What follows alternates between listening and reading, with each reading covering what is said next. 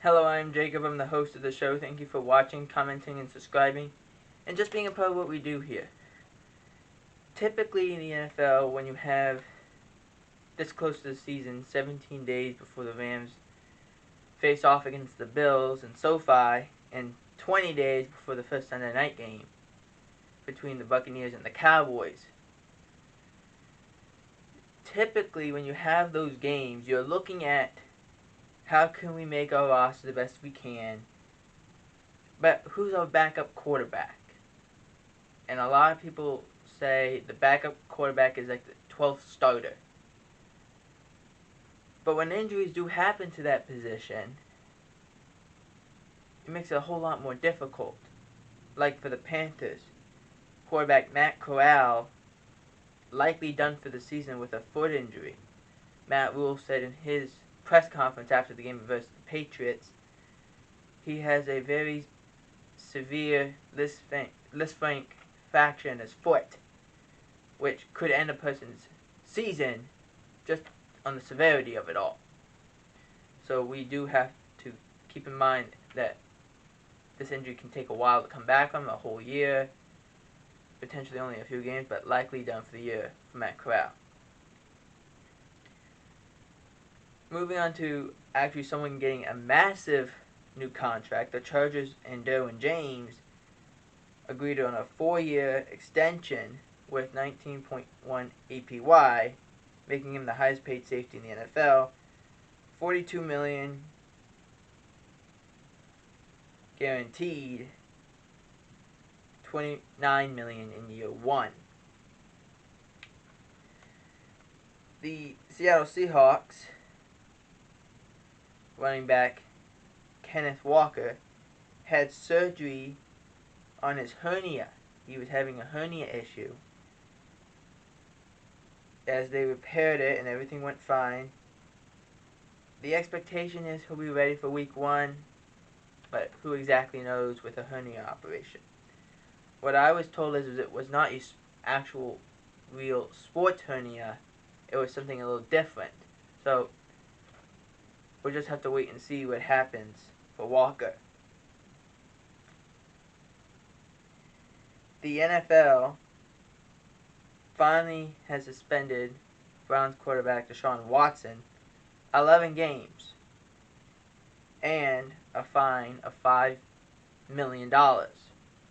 This was a settlement as both sides, the NFL wanted a full year.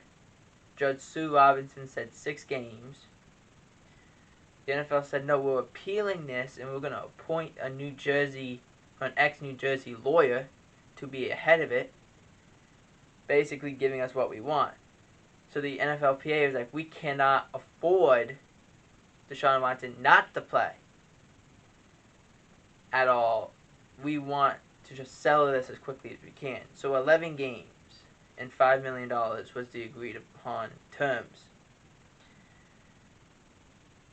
His return is in week 13 because there is a bye week in between. And it would be against his former team, the Houston Texans. In all likelihood, he'll be fine when he comes back. But as we saw in the preseason game, he didn't look too good. 1 for 5 for 7 yards and no rushing yards. It's not too appetizing if you're a Browns fan.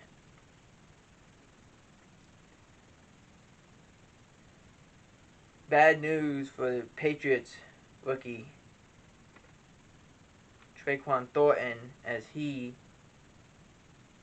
injured his shoulder, which ended up being diagnosed as a collarbone injury and could be missing 8 weeks. And the expectation that he misses 8 weeks. A really big disappointment for the Patriots as they've had the injury bug to start camp and it's continuously gotten worse. They've lost a lot of guys on the back part of their defense, and now you lose Tyquan Thornton amongst a very depleted wide receiver.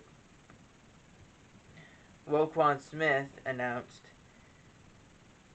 he will play out the remainder of his contract, which finishes up after this year. This year is his final year. He's going to make about $9.1 million. So, not a terrible deal. He said as he wrote a letter as well, I'm not getting paid by them. I want to get traded. But unless the owner steps in, I don't see how this can get done. So he was trying to get traded. The NFL, supposedly he had someone who was supposedly someone was trying to call on his behalf, even though he wasn't, he would represent himself. Someone was trying to call agents or general managers and owners, to the point that the NFL sent out a memo that if something happened to this, in this position, the team would get in severe trouble for tampering. But as of right now, Roquan Smith will remain the Bear for the 2022 NFL season.